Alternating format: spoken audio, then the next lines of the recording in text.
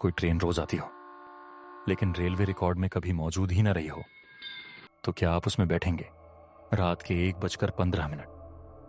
हर रात की तरह वो लोकल ट्रेन प्लेटफॉर्म नंबर 4 पर आती है और हर रात रेलवे के रिकॉर्ड में लिखा जाता है, ट्रेन आई ही नहीं। रोहित को ये बात पता नहीं। वो बस इतना जानता था कि ऑफिस की नाइट शिफ्ट खत्म हो चुकी है और आखिरी लोकल छूट गई तो घर पहुंचने का कोई रास्ता नहीं बचेगा। मुंबई का वो स्टेशन रात में अजीब तरह से खामोश हो जाता है। दुकानें बंद, घड़ी की टिक टिक साफ सुनाई देती है और प्लेटफॉर्म पर सिर्फ 5 से 6 लोग, सब चुप। रोहित ने बोर्ड देखा, लेकिन उसके नीचे केवल आवश्यक यात्री ही प्रतीक्षा करें। उसे अटपटा लगा, पर उसने ध्यान नहीं दिया। पटरी में हल्की सी कंपन हुई। ट्रेन आ गई, बिना हॉर्न, बिना आवाज, सिर्फ लोहे की ठंडी चीख जैसी आवाज। दरवाजे खुले और सबसे अजीब बात, ड्राइवर का केबिन खाली था। रोहित अंदर चढ़ा। कोच लगभग खाली था। एक बूढ़ी औरत बीच वाली सीट पर बैठी थी। एक आदमी कोने में खड़ा था जिसका चेहरा दिखाई नहीं दे रहा था, और एक लड़का जो खिड़की से बाहर देख रहा था लेकिन पलक नहीं झपका रहा था। ट्रेन चली। पहला स्टेशन आया, लेकिन ट्रेन रुकी नहीं। दूसरा स्टेशन भी नहीं। रोहित को घबराहट होने लगी। लोकल हर स्टेशन पर रुकती है, उसने खुद से कहा। तभी स्पीकर से आवाज आई, अगला स्टेशन। यात्रियों से अनुरोध है दरवाजों के पास न खड़े हों। रोहित ने मोबाइल निकाला। No network, no signal. घड़ी देखी, समय रुक गया था।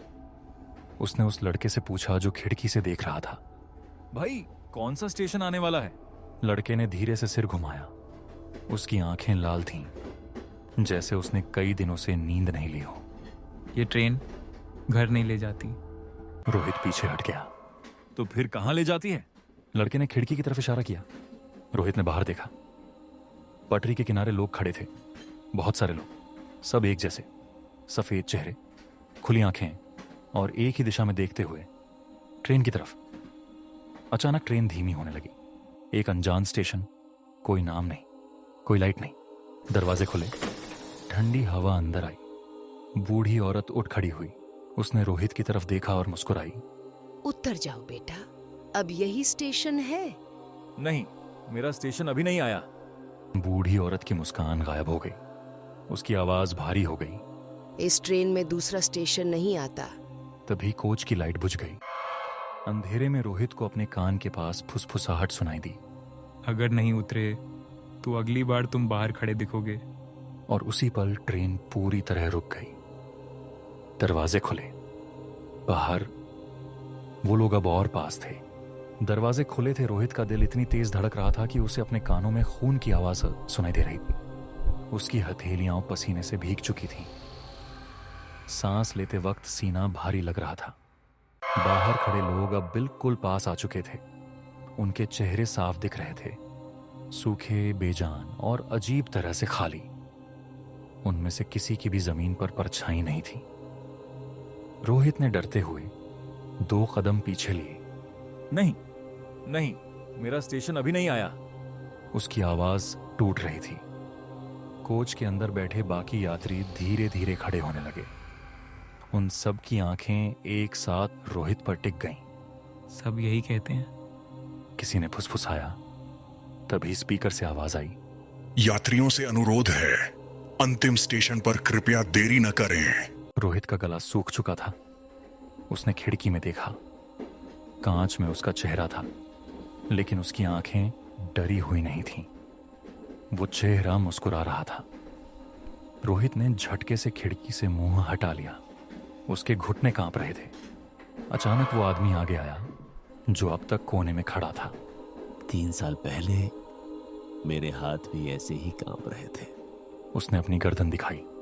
काले निशान, पुराने, गहरे। मैं भी नाइट शिफ्ट से लौट रहा था। मुझे भी घर जाना था। रोहित की सांस अटक गई। आप कैसे बचे? रोहित ने कांपती आवाज में पूछा। आदमी ने आंखें झुका ली। मैं उतरा नहीं था, लेकिन इसका मतलब ये नहीं कि मैं बच गया। अगली सुबह मेरी लाश पटरी के पास मिली थी। रोहित के पैरों से जैसे जमीन खिसक गई। उसके दिमाग में बस एक ही बात घूम रही थी, तो मैं जिंदा हूं या नहीं। बहुत देर हो गई है बेटा।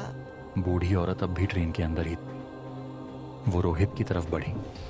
उसके चेहरे पर अब कोई मुस्कान नहीं थी, सिर्फ जल्दबाजी थी। रोहित पीछे हटा। मत आइए मेरे पास। वो रोते हुए बोला। उसकी आंखों में पानी भर आया।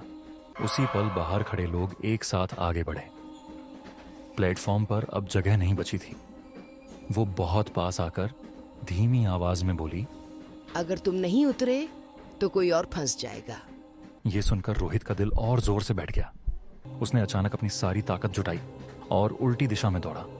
हाथ कांप रहे थे, सांस उखड़ रही थी। आपातकालीन चेन। उसने जोर से खींची। लाइट्स तेज चमकी। एक पल के लिए सब कुछ सफेद हो गया और फिर खामोशी। दरवाजे बंद थे। ट्रेन चल रही थी। कोच पूरी तरह खाली था। रोहित जमीन पर बैठ गया। उसका पूरा शरीर कांप रहा था। आंखों से आंसू अपने आप बह रहे थे। स्पीकर से आखिरी आवाज आई, निर्णय दर्ज कर लिया गया है। रोहित ने घड़ी देखी। सुबह 5:40। उसने हड़बड़ाकर ट्रेन की खिड़की से बाहर झांका। अंधेरा नहीं था। आसमान हल्का नीला हो चुका था। प्लेटफॉर्म पर रोशनी थी। दूर से आवाजें आ रही थीं। सुबह हो चुकी थी। रोहित का शरीर ढीला पड़ गया। वो लड़खड़ाते कदमों से ट्रेन से उतरा। प्लेटफॉर्म पर लोग थे। शोर था। जिंदगी चल रही थी। कोई ऑफिस जा रहा था, कोई मोबाइल पर बात कर रहा था। सब कुछ बिल्कुल नॉर्मल। लेकिन रोहित का दिल अब भी ट्रेन के अंदर अटका हुआ था। उसने गहरी सांस ली। खत्म हो गया। वो खुद से बुदबुदाया। तभी पीछे से किसी के उतरने की आवाज आई, धीमी, भारी, जैसे कोई जानबूझकर हर कदम गिन रहा हो। रोहित ठिठक गया। उसने मुड़कर देखा। वही आदमी, वही चेहरा जो कोच के कोने में खड़ा था, जिसने कहा था, मेरी लाश पटरी के पास मिली थी। वो रोहित के ठीक पीछे खड़ा था, बहुत पास। उसकी आंखों में अब इंसानी चमक नहीं थी, बस खालीपन। आप रोहित की आवाज गले में अटक गई। आप भी उतर गए? आदमी मुस्कुराया, लेकिन इस बार उसकी मुस्कान बहुत ज्यादा चौड़ी थी। मैं तो हर बार उतरता हूं। और उसी पल रोशनी झपक कर बुझ गई। शोर एक साथ कट गया। लोग जैसे हवा में घुल गए। आसमान का नीला रंग काला पड़ने लगा। रात लौट आई। प्लेटफॉर्म खाली था। स्टेशन फिर से वही अनजान जगह बन चुका था। रोहित समझ गया, जो सुबह थी, जो लोग थे, जो शोर था, सब एक छलावा था उसे ट्रेन से उतारने के लिए। उसका सीना जोर से बैठ गया। बस सब मुझे देख नहीं पाते। आपने कहा था आप मरे हुए हैं। पीछे की ट्रेन उसके आर पार दिखने लगी। रोहित पीछे हट गया। ना, नहीं। 3 साल पहले मैं भी यही समझ रहा था कि मैं बच गया हूं। वो रोहित के और करीब आ गया, बहुत करीब। लेकिन ट्रेन किसी को छोड़ती नहीं। रोहित को अपने कान के पास ठंडी सांस महसूस हुई। अब वो मुझे हर रात भेजते हैं ताकि मैं अगले को ढूंढ सकूं। मुझसे दूर रहो। वो पीछे मुड़ा और भागने लगा, लेकिन जहां भी वो मुड़ता, वो आदमी वहीं होता, बिना चले, बिना आवाज की। तुम भाग नहीं सकते आवाज अब एक साथ कई दिशाओं से आ रही थी। क्योंकि तुम उतर चुके हो। रोहित रुक गया। उसकी सांस टूट रही थी। तो फिर मैं क्या हूं? वो रो पड़ा। आदमी ने धीरे से कहा, अभी तय नहीं हुआ। रोहित ने कांपते हाथों से टाइम देखा, 1:15 AM। फिर उसने ऊपर देखा। प्लेटफॉर्म धुंधला हो रहा था। लोगों की आवाज दूर जाती जा रही थी। आदमी ने रोहित के कंधे पर हाथ रखा। इस बार उसने पकड़ा। बहुत ठंडा, बहुत भारी। अब तुम भी इंतजार करोगे। वो बोला। रोहित चीखा। और उसी पल सब कुछ अंधेरा। सुबह की खबर में लिखा था, एक आदमी की आई डेड बॉडी प्लेटफॉर्म पर मिली, पहचान नहीं हो सकी।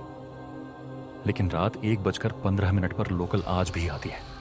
और अब खिड़की के पास 2 लोग खड़े होते हैं, एक पुराना, एक नया।